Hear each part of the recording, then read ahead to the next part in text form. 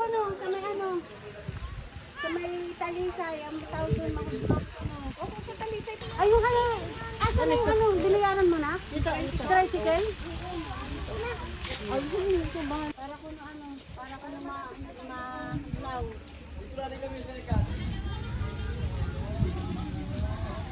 Apoy ba? Yan, magkako naman yan.